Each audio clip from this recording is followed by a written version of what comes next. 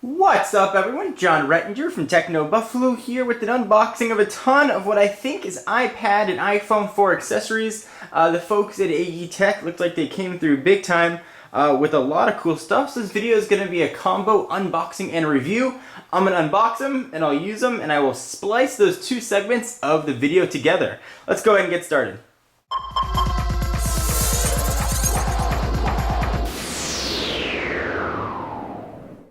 So of course we'll use old Stabby here to go ahead and dig into this box. And this stuff was sent from the folks at AE Tech. I'll put a link down below in case you're interested in any of the products. Looks like they can be picked up from a case4ipad.com or a case4iPhone4.com. Anyway, those are number 4s. Let's go ahead and dig in. Go ahead and slice this sucker open. Took off the packing label. It feels quite heavy, so I assume there's either a lot of stuff in here or one or two really heavy things. So let's continue to cut this. There we go. Alright, so we've got the box open. Looks like there's some packing information with what's in there. Cool.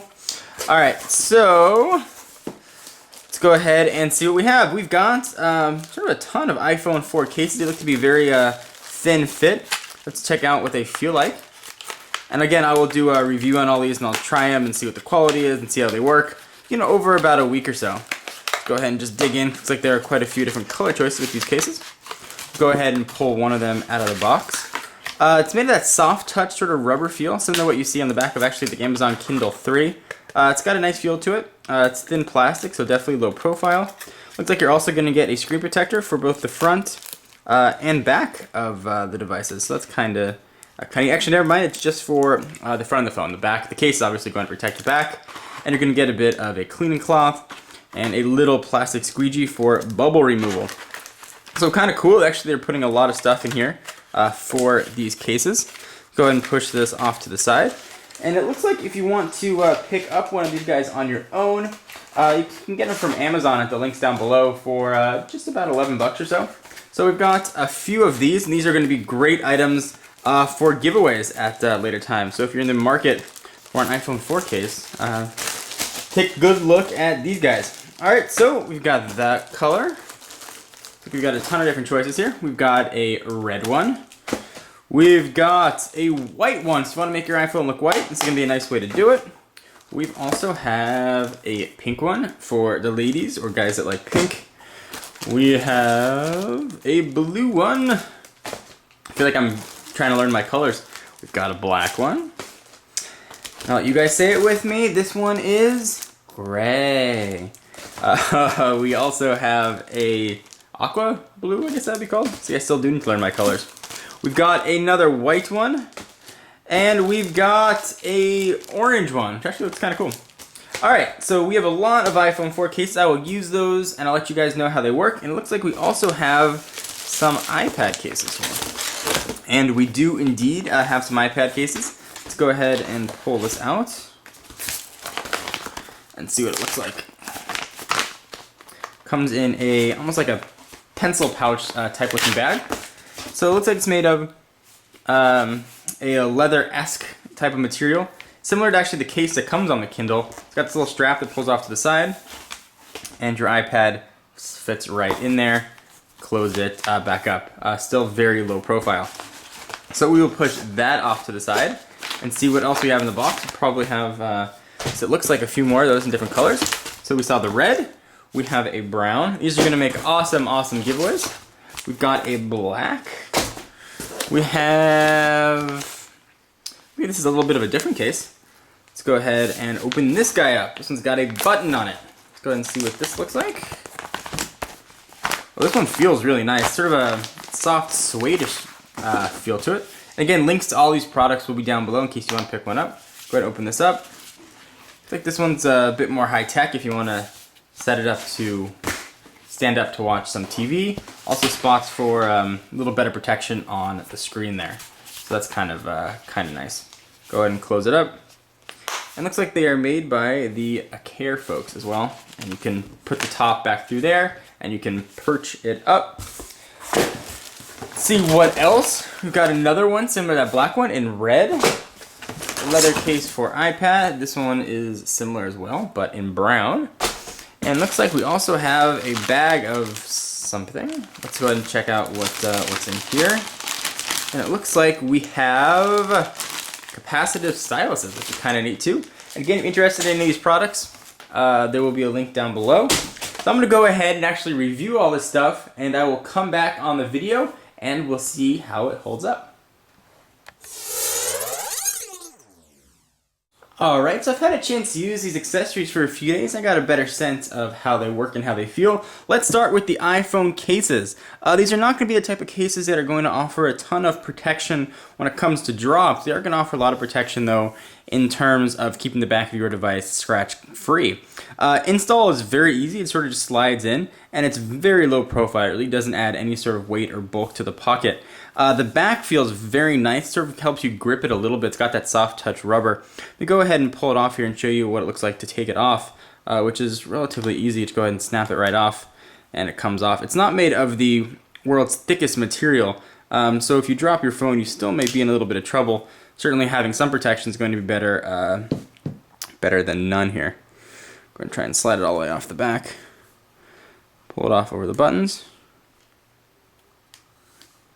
And let it just fall on out. There we go. So it does offer, again, a little bit of protection. It's made of plastic, but it does offer a pretty nice access to all of your buttons, camera, and the accessory ports on the top without scratching the device when you're taking it on and off, which is nice. A lot of cases will actually scratch your device while you're putting the case on. This is not going to do that. It comes in a ton of different colors and offers pretty decent protection. I had a case very similar to this that I used on my iPhone 3G, and I really liked the fact that it was sort of low profile. I was making up a lot of bulk, and it sort of protected the device. This is also going to shield you from antenna gate, so if you're sort of suffering from the dropped calls or dropped bar issues, something like this is really going to work. And again, if you're interested in picking one of these up, links are going to be down below, and of course they come in a ton of different colors, and you're going to get actually a decent amount of accessories with them too. You're going to get a screen protector for the front, you're going to get a microfiber cloth, and a little bit of a squeegee to help put that cloth on. So these are the iPhone 4 cases, and there are quite a few of them. Next thing that I want to talk about, which I found sort of kind of neat and surprisingly useful, are their capacitive styluses. Let me go ahead and show you what that means. So on a traditional smartphones or traditional touchscreen devices, we used to have resistive touchscreens. Think some of the older Palm devices, or think of some of the older Windows mobile devices. So what that means is when you used to use a touchscreen, there were two layers of film, and they made a connection by pushing those two layers together. So as you touched, they went together, and it was sort of pressure sensitive. Well, those are the older generation of touchscreens. We now have capacitive touchscreens, which essentially register the touch by a transfer of electrons, but which are great and sort of a lot more sensitive, but you lose out on a lot of the accuracy that you may have had with a traditional resistive screen and a stylus, especially for graphic designers. You can actually have a pen interface.